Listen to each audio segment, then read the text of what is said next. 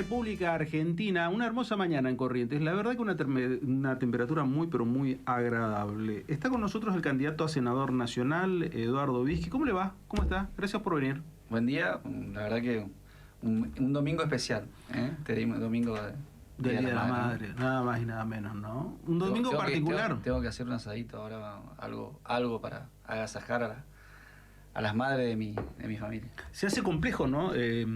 ¿Hacer un parate en medio de una campaña o no? Y sí, es complejo, pero bueno, yo creo que de un tiempo a esta parte muchos también definimos que en la agenda es tan importante el trabajo o la dedicación como la familia, ¿no? Tiene que estar en la agenda, ¿no? No es muchas veces uno con tanta presión del trabajo en la agenda siempre pone cosas que para uno es importante, siempre solamente el trabajo, y va dejando y va relegando la familia. Y después cuando uno realmente se da cuenta de que la familia también es el sostén para el trabajo, uno tiene que valorarlo también, ¿no? ¿Cambia un poco las relaciones? Antes se lo veía a los políticos con otro tipo de dinámica. ¿Cambia un poco más ahora con esas clases de contextos?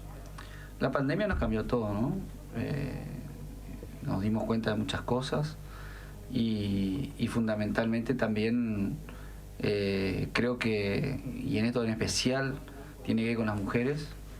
Se han bancado en tiempo de pandemias no solamente lo que como sociedad le hemos impuesto, que es el atender la casa, y que en definitiva también los hombres lo hemos compartido y hemos valorado, que el trabajo dentro de la casa es tan o más importante muchas veces que el de afuera de la casa. Y por otro lado también han hecho de docentes, han salido a trabajar también, han hecho de médicos custodios de sus hijos, de su hogar.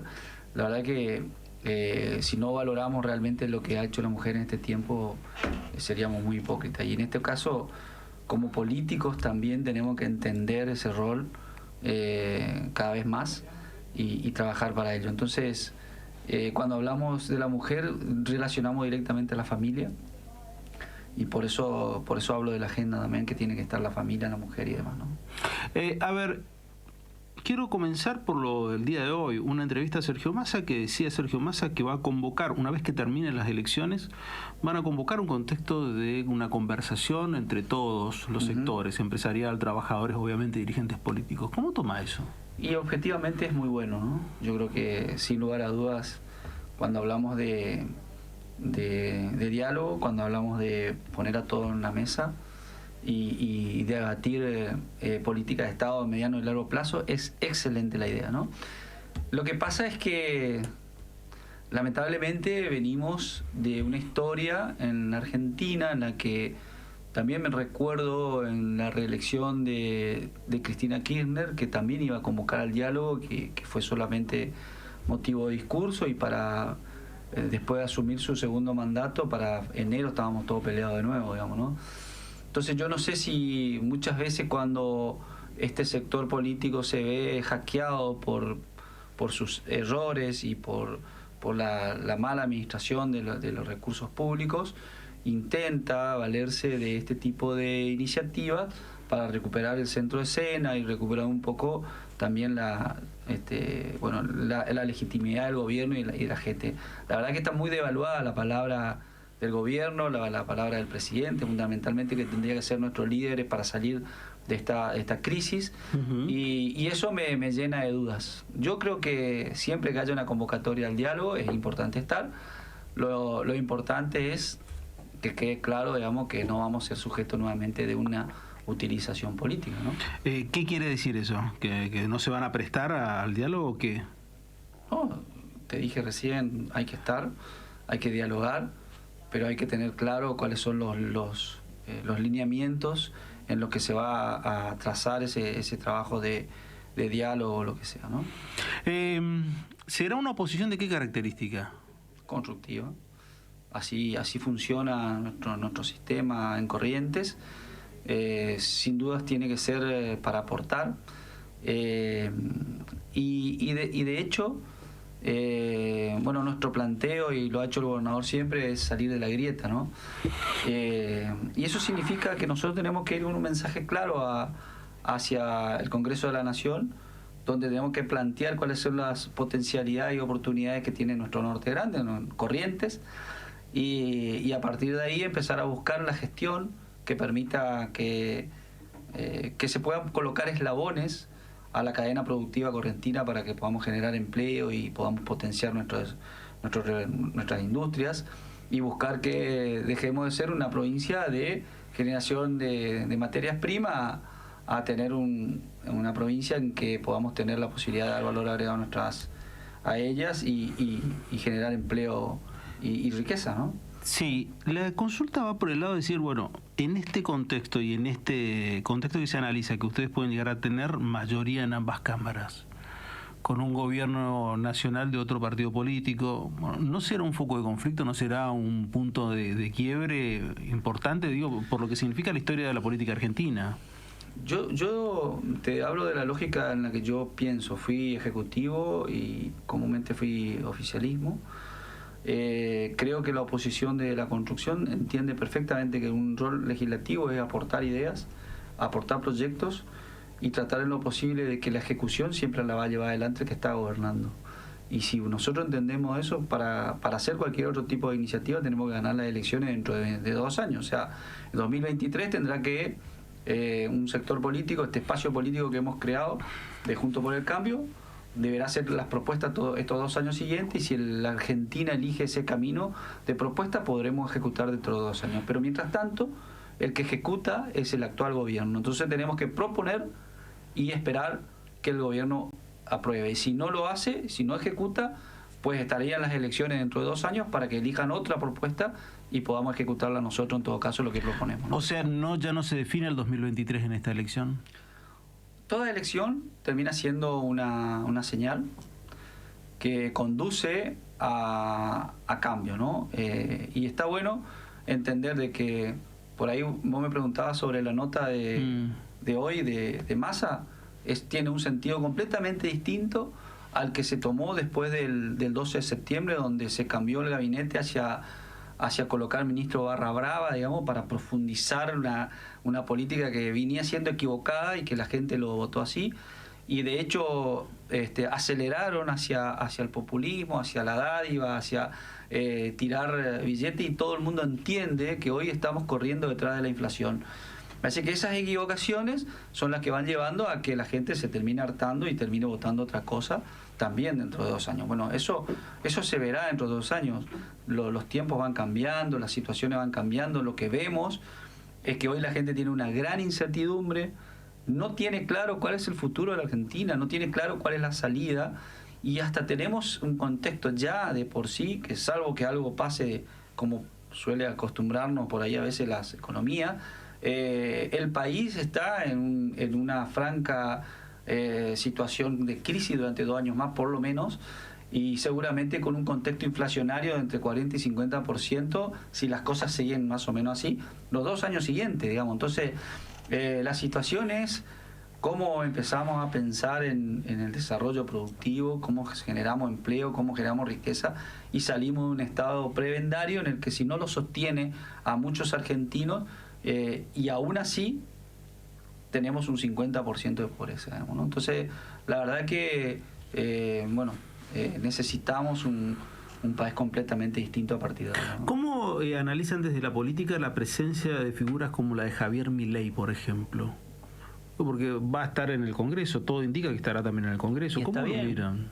Yo creo que él representa un sector de la población un poco como una especie de los indignados, digamos, ¿no?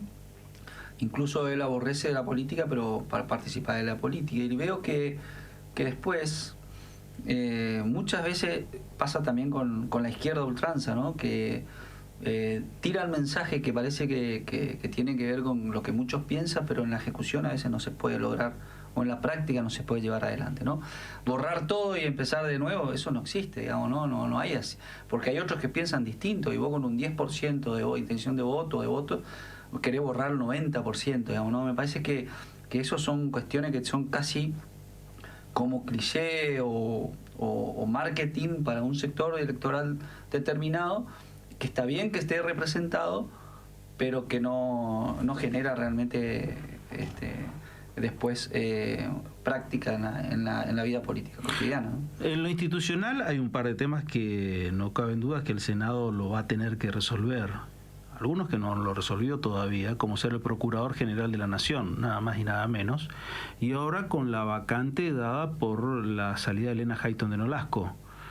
¿Cuál es su idea? ¿Qué entiende que tiene que ser el perfil de quienes ocupen estos lugares tan trascendentes e importantes? Bueno, vamos a lo ideal. Tienen que ser personas con idoneidad, honestidad, recto pensar, independencia, ¿no? ¿Por qué? Porque si hay algo que necesitamos siempre, que la justicia sea independiente y sea justa, porque de lo contrario genera sectorismo, profundiza la grieta, esa injusticia termina siendo legitimación también del sistema. Entonces tenemos que elegir los mejores, pero para eso también vamos a necesitar consensos. Ustedes saben que para elegir un juez del superior de la Corte Suprema de la Justicia de la Nación se necesita una mayoría calificada de 2/3. Sí o sí van a necesitar de la oposición, no importa el resultado ahora. Sí, incluso, sí o sí. Incluso el consenso interno dentro de los por lo menos 3 frentes que tiene el gobierno, ¿no? Que es el sector de Alberto, de Cristina y de Sergio Massa, y por supuesto de Juntos por el Cambio y todos sus partidos que la integran. Pero así es la democracia y así tiene que ser el diálogo y el consenso para poder encontrar lo mejor, ¿no? Me quedé pensando en eso, la política cuánto jugará en todo este rol de definir estos lugares tan expectantes, pero lo primero que se va a venir va a ser el presupuesto general de la Nación. Sí, el presupuesto, como sabemos, es se pone, digamos, en un presupuesto la idea de cuál es el sentido que va a tener el año en cuanto a las políticas públicas, por un lado, y por el otro tiene que ver también con las previsiones que en economía se entiende que puede pasar en función de los ingresos, el crecimiento y demás, ¿no? Poner un contexto inflacionario creo que del 30%, y un dólar otra vez creo que retenido, propuesto más o menos, creo que puede llegar a fin de año 115 más o menos, cuando ya estamos en una brecha bastante importante de esa retención. Y bueno, yo creo que está bien, son estrategias de política de Estado que tiene el Ejecutivo, que comúnmente es el que manda, digamos, el presupuesto de lo que va a hacer. Así que habrá que estudiarlo bien. Es un presupuesto muy amplio, muy grande para entenderlo, y habrá que estudiarlo en profundidad. Pero no nos olvidemos que es la propuesta del gobierno y que es estudiada por los legisladores, y habrá que ver hasta dónde uno puede proponer cambios, ¿no? Yo recuerdo el presupuesto del año pasado fue bastante controvertido, especialmente para Corrientes, porque 2 legisladores en diputados se abstuvieron de votar, otros 2 acompañaron. La idea de Valdés era acompañar el presupuesto porque había una suerte de preacuerdo sobre una zona franca determinada para que le vendría beneficiado especialmente a Corrientes, a la zona norte. Comenzó Misiones, hizo puntapié Misiones, Corrientes, Chaco y Formosa. Pero sabemos que después eso no salió. Se terminó vetando. Y sí, hay 23 provincias, son 17 las provincias que tienen frontera, digamos, y no podías legislar solamente para una. De hecho, una vez que sale lo de Misiones, obviamente se prendió Formosa, se prendió Corrientes, se prendió Chaco, se prendieron todas las provincias, y a partir de ahí empezaron todas las que limita con Chile, con Bolivia, entonces, a partir de ahí, en vez de generarse un régimen especial, termina siendo general para todo y en especial para lo que no tiene frontera, ¿no? Así que en definitiva no. Pero sí, seguramente va a ser un tema que va a haber que trabajarlo, mientras el Mercosur no se siga sustanciando. Ese es otro problema que tenemos. Si el Mercosur se hubiese seguido sustanciando, y si la Argentina hubiese tenido un comportamiento económico parecido a los países del Mercosur, tal vez hoy estaríamos hablando de otra forma respecto al Mercosur. Pero lo que pasa es que la Argentina por su propia forma de manejar la economía, hoy tiene 50% de inflación, mientras que Brasil, Uruguay y Paraguay tienen un contexto de 2 a 3% anual de inflación. Con ellos podrían tranquilamente cerrar hasta una moneda común, a unas estrategias distintas respecto a verse como bloque para negociar con el resto del mundo. Sin embargo, nosotros tenemos una teoría completamente distinta de la vinculación con ellos y la vinculación con países de otros países, con China, con, no sé, con Cuba, con Venezuela, con Irán, y sin embargo, digamos, el mundo hoy es otro, ¿no? Entonces hay que pensar bien cuál es la forma de llevar adelante la política internacional. ¿Por qué todos crecen, especialmente aquellos países que antes los mirábamos como países menores, Paraguay en particular, o Uruguay, y nosotros no? Y las inversiones que están yendo a Paraguay y Uruguay son argentinas. Escapan de un modelo económico del cual no le permite desarrollarse y invertir y generar. No es seguro invertir en Argentina. Es impensado de hace, no sé, 10 años atrás que sea más seguro invertir en Paraguay que en Argentina. A nosotros los correntinos inclusive no nos entraría en la cabeza que fuera más seguro invertir en Paraguay que en la Argentina. Y sin embargo hay muchos correntinos, hay muchos argentinos que están invirtiendo y hay muchos recursos que se están yendo por Uruguay y ahora muchos a Brasil también. El Brasil le termina generando mucho más seguridad al inversor respecto no solamente al manejo de los recursos, sino también una política que también hoy está en discusión, que son las normas laborales, el atropello a veces del sector gremial en ciertas actividades, que también viene a ponerse a discusión en este tiempo. En realidad la crisis pone al desnudo un montón de problemas que tenemos de vieja data en la Argentina y que es un modelo que se repite y tenemos cíclicamente cada 10 años o cada 15 años los mismos problemas, ¿no? Seguridad económica, seguridad jurídica, ¿qué seguridad le da al empresario? Bueno, el problema es que evidentemente, comúnmente el empresario sabe que gana más donde hay menos seguridad jurídica, pero son recursos rápidos que los tiene que sacar. La Argentina ni siquiera eso, ¿no?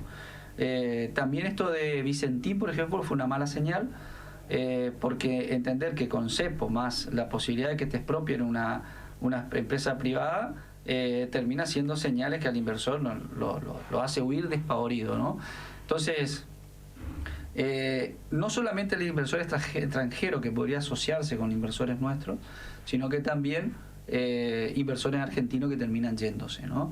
Así que me parece que son malas señales y tiene que ver con lo que hablábamos al principio, un buen ministro superior de la Corte Suprema de Justicia de la Nación que termine también ayudando a generar esta seguridad es muy importante, y el tema obviamente que ellos son los que hacen cumplir las normas, y cuanto más normas haya que aseguren políticas de Estado a largo plazo, que vos puedas invertir y saber que por lo menos 20, 30 años no vas a tener inconvenientes o no te van a cambiar la regla de juego, es más fácil. Y no hay más, no en el sentido, la verdad, cobarde, sino no hay más miedo para que el inversor cuando va a poner su plata y no sabe si va a poder ganar. Entonces, si no le damos cierta certeza, ¿qué termina pasando en la Argentina? Cada vez hay menos inversión, cada vez hay menos empleo, cada vez el Estado se tiene que hacer más cargo de los argentinos que no pueden llegar a fin de mes, y aparecen los planes sociales, la AUH, el plan alimentario, el plan de los chicos. Ahora hasta le damos plata para que vayan al cine, que no está mal, digamos, ¿no? Pero digo, al final el Estado está siendo como el padre de todo para tratar de sostener un país que evidentemente está en un desequilibrio total, ¿no? He visto, bueno, en la nota de hoy que hacíamos referencia sobre Sergio Massa, también habla de un cambio generacional. Habla de un cambio generacional importante. Bueno, acá también se puede llegar a dar o cristalizar ese cambio generacional en cuanto a lo que tiene que ver los candidatos a legisladores nacionales. La pregunta es, ¿se puede llegar a consensuar a nivel regional? Digo, porque siempre hablamos muchas historias interesantes, pero la verdad después los legisladores por corrientes quedan desaparecidos en Buenos Aires. Sí, hablando de los hijos de la democracia, ¿no? Claro. Por ahí de los que por ahí nuestra conciencia, en mi caso la secundaria ya la hice en tiempo de democracia, por ahí podemos tener otro pensamiento, ¿no? Yo siempre intento pensar en positivo, ¿no? Siempre pensar en ser optimista de que podamos encontrar los caminos de consenso. Hay que prepararse para eso, habrá que buscar la forma o la manera en que se pueda asegurar que lo que se dialoga, lo que se escribe, lo que se pone en un pacto, en un acuerdo, se pueda cumplir y que no sea beneficioso para un sector político determinado o para un sector económico determinado, sino que sea algo que permita hacer crecer en equilibrio a todos los sectores del país y podamos entender fundamentalmente que el enemigo del Estado no es el campo, ni el empresario, ni el que crea empleo. El enemigo del Estado tiene que ser la falta de entender a la cultura de trabajo y el sacrificio como el motor del crecimiento, de entender que tenemos que tener un equilibrio entre la explotación y nuestros recursos naturales, pero que a pesar de eso igual tenemos que buscar la salida para que haya explotaciones en cuanto a la parte del campo, la minería y demás.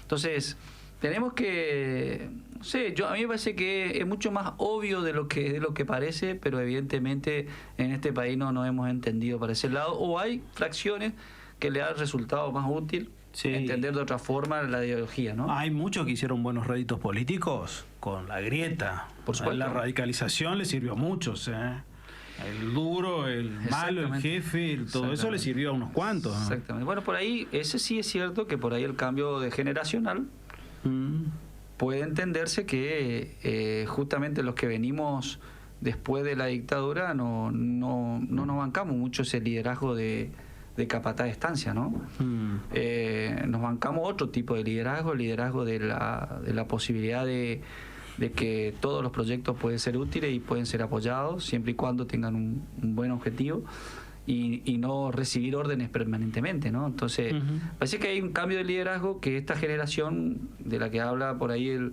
presidente de la Cámara de Diputados de la Nación puede hacer que haya un lenguaje distinto para poder entender, ¿no? Se están peronizando, digo, por el discurso de Valdés en el interior. Un par de lugares que habló de Perón y esas cosas. No, yo veo que lo que hace Valdés, que hoy tiene más del 90% de imagen positiva en la provincia. ¿Más del 90%? Más del 90% de imagen positiva en la provincia. Después de su elección creció más todavía la imagen del gobernador. Lo ven como un referente correntino en el país. El correntino está orgulloso de tener un representante así. Yo creo que lo que hace el gobernador es plantear esto del fin de la grieta y entender que de todos los partidos hay cosas positivas y de todos los sectores políticos hay cosas que se pueden tomar para poner en objetivo el lineamiento fundamental que es la grandeza de la patria, la grandeza de una Argentina que tiene un potencial. Cuando a mí se me pone a veces la piel de gallina cuando leo o cuando escucho decir que al principio de los años 900, al principio del siglo XIX, siglo XX en realidad, no se sabía si iba a crecer, cuál de los dos extremos de América iba a ser la potencia mundial, si era Estados Unidos o la Argentina. Claro. ¿No? Y bueno, y entender que toda América o todo el mundo veía a la Argentina como un centro cultural hasta más prestigioso que París, que sí. O sea, de esa Argentina venimos y tenemos hoy una Argentina que está peleando los puestos más abajo en el mundo en cuanto a un montón de cosas. La verdad que hay algo que nos pasó en el medio que bueno, seguramente debe haber un montón de explicaciones, pero quiere decir que podemos hacerlo, que podemos volver a hacerlo. Y por ahí es el gran debate o el desafío que tenemos que ponernos, que más allá de los partidos políticos, ¿por qué no encontramos cuáles son las mejores cosas que podemos aportar todos, ¿no? Prácticamente el interior, 15 comunas van a elecciones. Sí.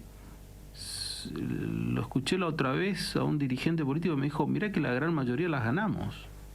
¿Están en eso? ¿Creen en eso? ¿Que las comunas justicialistas pueden llegar a arrebatarle a la mayoría de las comunas justicialistas? Mira, lo que vemos es que tenemos muy buenos candidatos en varios lugares.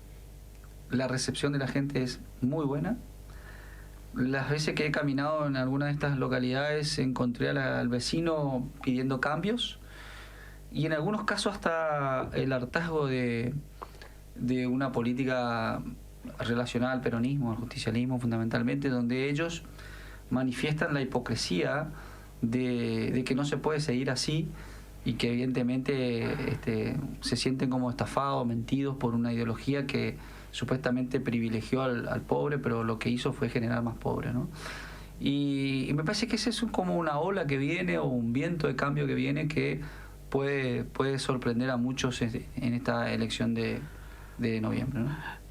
Ya prácticamente estamos transitando la mitad del mes de octubre y no se habla más de esa supuesta grieta entre Ricardo y Gustavo y Ricardo. ¿Qué pasó?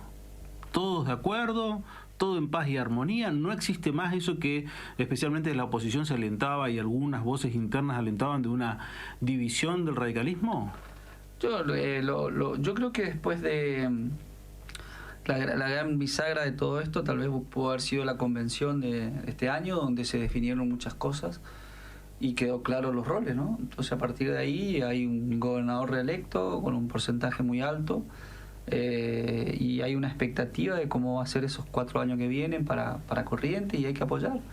Y cada uno en su rol. En el caso de Ricardo, que es un senador importante, con mucha experiencia y además es el presidente del partido.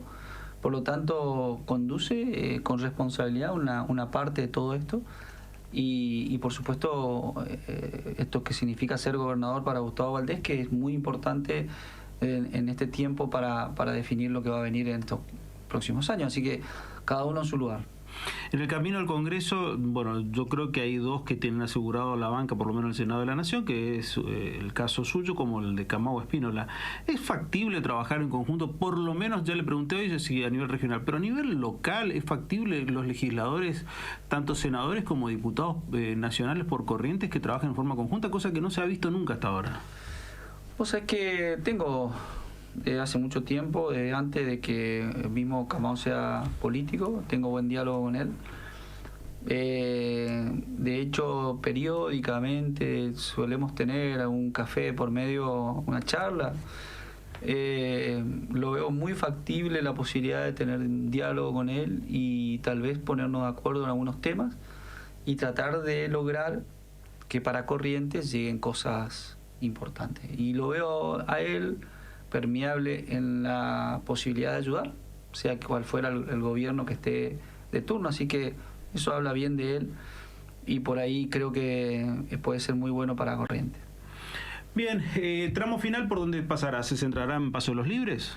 Y un poco más por Paso de los Libres que por otras localidades, pero bueno, la idea es ir a apoyar a muchos de los amigos que son candidatos a intendentes en estas localidades y por supuesto recorrer donde en muchos casos hay una militancia solicitando que uno vaya con la palabra y por supuesto a todo Corriente, ¿no? Como se pueda tratar de llegar a todos. El eje principal ha sido en las comunas que van a elecciones a intendente hasta ahora. Y lo que pasa es que ahí va a haber un desafío mayor y también hay una necesidad por parte de nuestro dirigente de que vayamos a apoyarlo. Por eso justamente también hay una priorización en esos lugares.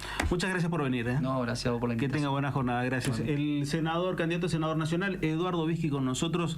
Algo por Decir Televisión se despide hasta dentro de 7 días. Seguimos con Algo por Decir Radio a través de la 100.5. Gracias.